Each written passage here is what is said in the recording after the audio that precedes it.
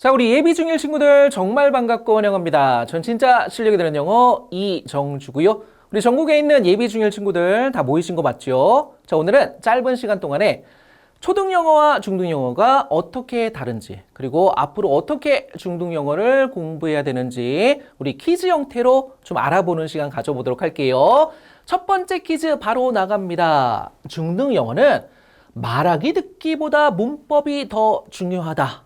여러분들, 사실 우리가 영어를 잘한다라고 얘기할 때는 잘 듣고 잘 말하는 거 굉장히 중요하잖아요. 근데 중등 영어는 그것보다 문법이 더 중요하다? 정답은 뭘까요? 정답은 옵니다. 여러분들 초등학교 때는요, 이 말하기 듣기 중심, 커뮤니케이션 중심으로 영어 공부를 하셨죠. 문법 같은 경우에는 최소한의 문법을 공부하신 건데요. 중등 과정에서는 이 문법의 비중이 훨씬 더 높아지게 됩니다. 그렇다면 여러분들이 중학교를 대비하실 때 먼저 하셔야 되는 건 뭐냐? 문법 용어들을 정리해 주셔야 돼요. 팔품사, 구와 절, 문장 성분이라는 얘기는 들어보셨나요? 주어, 동사, 목적어, 보어, 수식어. 이런 문법 용어들이 뭘 의미하는 건지 정확하게 정리를 해주셔야 되는데, 이렇게 얘기하면 쌤, 문법 용어가 그러면 시험에 나오는 건가요? 이렇게 질문하는 친구도 있죠. 여러분들, 문법 용어가 시험에 등장하는 경우는 없어요. 그럼에도 불구하고 문법 용어를 반드시 정리하셔야 되는 것이, 근데 혼자 문법 공부하는 거 아니잖아. 문법 교재의 도움을 받게 되죠. 교재를 보시게 되면 이런 문법 용어들이 등장을 하게 됩니다. 문법 내용 자체가 어려운 게 아닌데 용어 자체에 어려움을 느끼는 친구들이 있거든요. 그런 일이 없도록 먼저는 문법 용어 쭉 한번 정리해 주셔야 되는 부분이고요. 자, 그런 다음에는 그렇죠. 우리 중1 과정의 핵심 문법 내용들 쭉 한번 정리하는 시간을 가져주셔야 돼요. 가능하다면 우리 중학교 1학년이 되기 전에 겨울방학 이용하시는 것이 가장 좋고요. 혹시나 지금 이 강의를 듣고 있는 친구들 가운데 그 시기를 이미 놓친 친구들 같은 경우에는 반드시 학기 중에라도 이 중1 과정의 핵심 문법 내용들을 쭉 정리해 주셔야 됩니다. 여러분들, 중1 과정의 문법 내용들이 그렇게 어렵지 않아요. 기초적인 내용이지만 여러분들이 중2, 중3 그리고 고등학교 때까지 문법 내용을 공부할 때 가장 기본이 되는, 밑바탕이 되는 내용이기 때문에 반드시 중1 과정의 핵심 문법 내용들을 쭉 한번 정리하는 시간을 가져주셔야 되고요.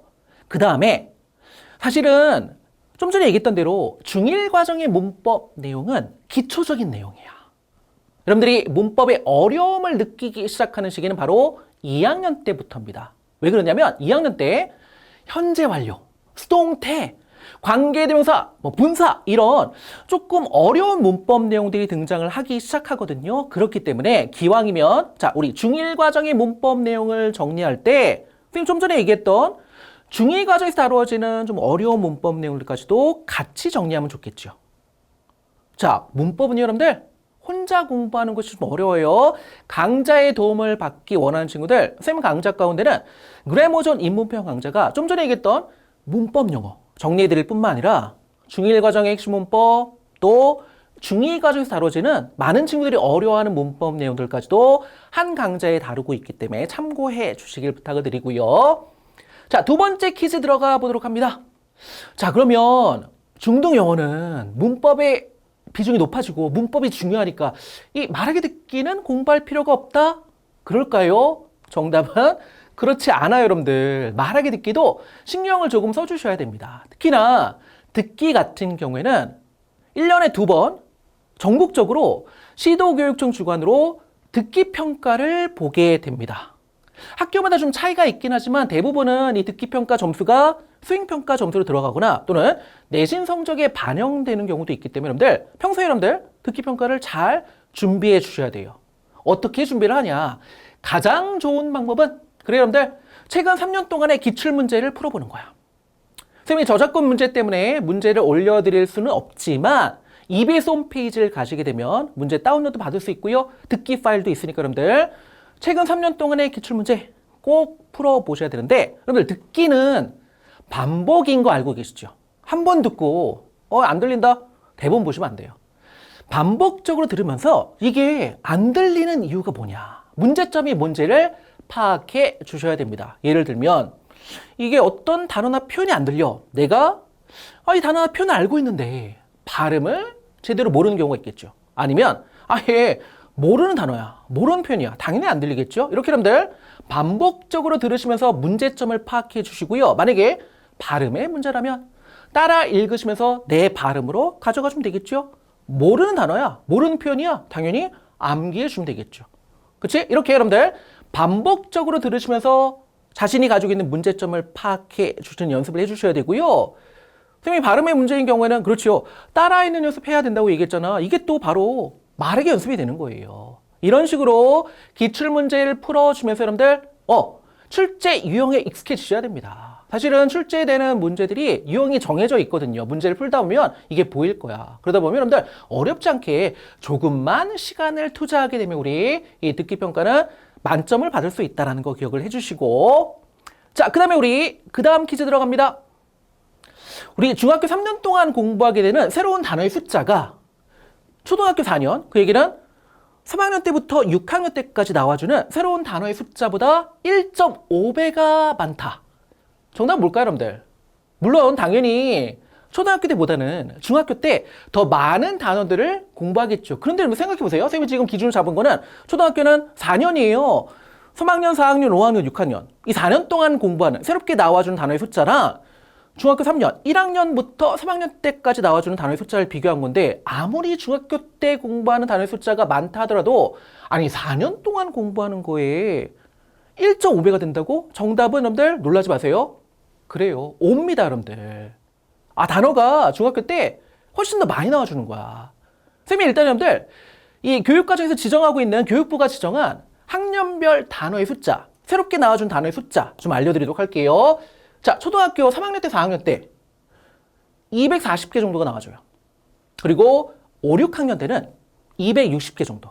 합하면 몇 개야? 500개 정도 여러분들이 이때까지 공부하신 거예요. 그런데 중학교 1학년 때부터 3학년 때까지 공부하는 새롭게 나와주는 이 단어의 숫자, 교육부가 지정한 교육과정에 나와주는 새로운 단어의 숫자가 750개예요, 여러분들. 그러니까 500개를 4년 동안 공부를 했는데 3년 동안 750개가 나와주는 거야.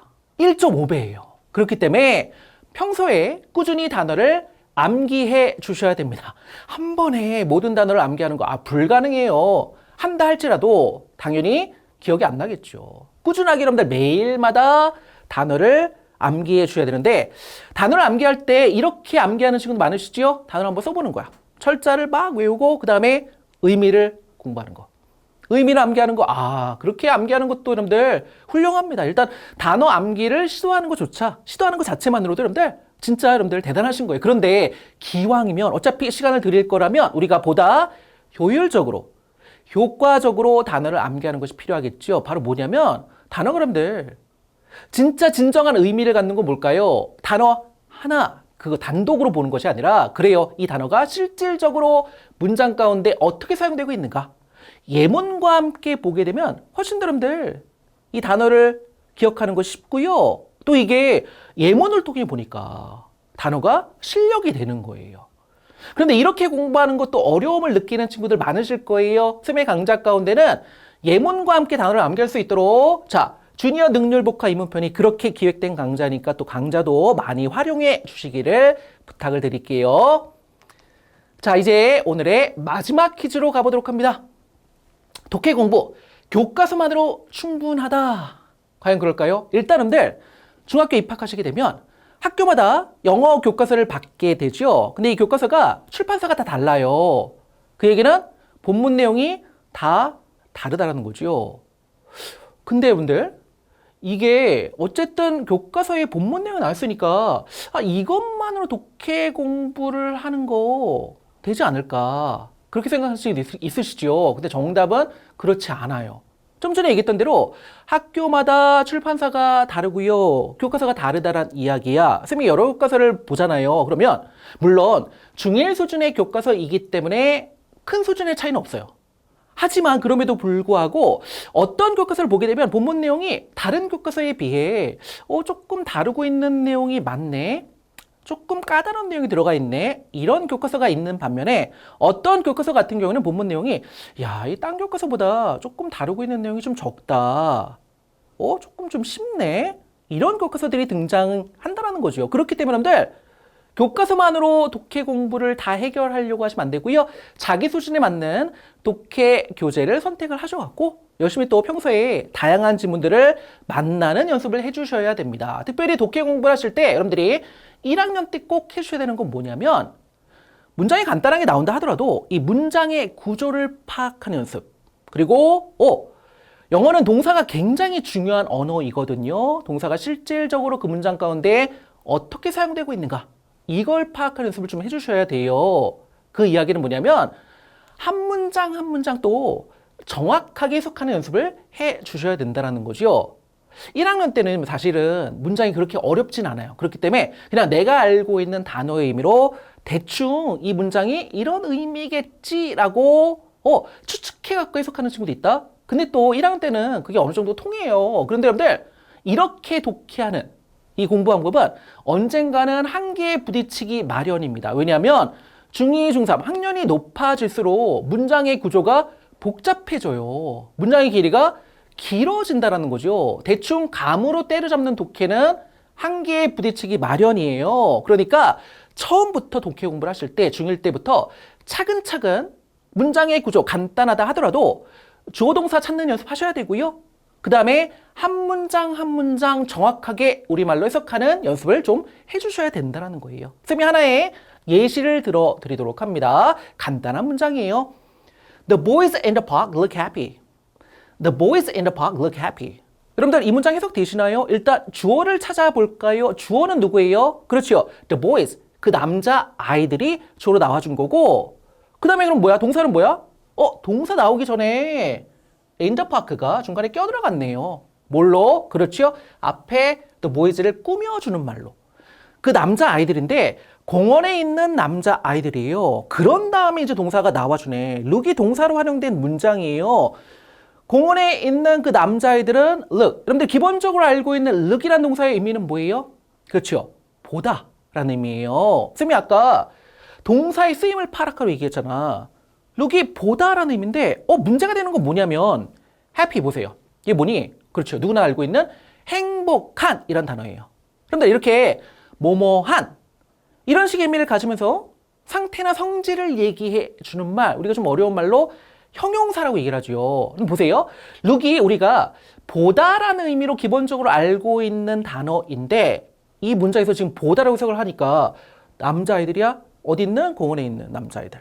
근데 보다, 행복한. 우리말로 의미가 전달이 안 되는 거야. 무슨 의미인지 모르겠죠. 그 얘기는 look이라는 동사가 이 문장에서는 보다라는 의미가 아니라 다른 의미로 사용되고 있구나. 이거를 파악해 주셔야 된다는 얘기예요. 그게 바로 여러분들 동사의 쓰임을 파악하는 그런 연습을 얘기하는 거야. 좀 전에 얘기했던 대로 happy, 행복한 이렇게 뭐뭐한 의미로 사용되는 거 성질이나 상태를 얘기해 줄 말 형용사라고 얘기를 하거든요. look 다음에 이렇게 형용사가 오게 되면 우리말로는 뭐뭐하게 보이다, 뭐뭐해 보이다 이렇게 해석해 주는 거야. 결국 자, 이 문장은 여러분들 look happy가 행복하게 보이다 라는 의미를 전달하기 때문에 공원에 있는 그 남자애들은 어떻게 보인다? 행복해 보인다. 행복하게 보인다. 이런 의미를 전달하고 있는 문장이라는 거예요. 이런 식으로 한 문장 한 문장 문장의 구조, 주어 동사를 찾아내는 연습부터 하셔야 되고요. 특별히 내가 알고 있는 동사의 의미를 해석이 되지 않을 때는 그 동사의 쓰임 정확하게 파악해 주시고 이게 또 여러분들 문법 내용과 연관되는 부분입니다. 문법과 독해가 별개의 내용이 아니라 우리가 공부한 문법 내용이 또 독해에도 적용이 되는 거. 이런 연습들을 평소에 해 주셔야 된다는 얘기예요. 자, 오늘은 짧은 시간 동안에 초등영어와 중등영어가 어떻게 다른지 그리고 중등영어를 공부하는 방법 알려드렸는데요. 사실 여러분들 우리가 1년 내내 공부만 하는 거는 불가능하거든요. 물론 초등학교 때보다 중학교 때 공부에 투자하는 시간 훨씬 더 많이 늘려주셔야 돼요.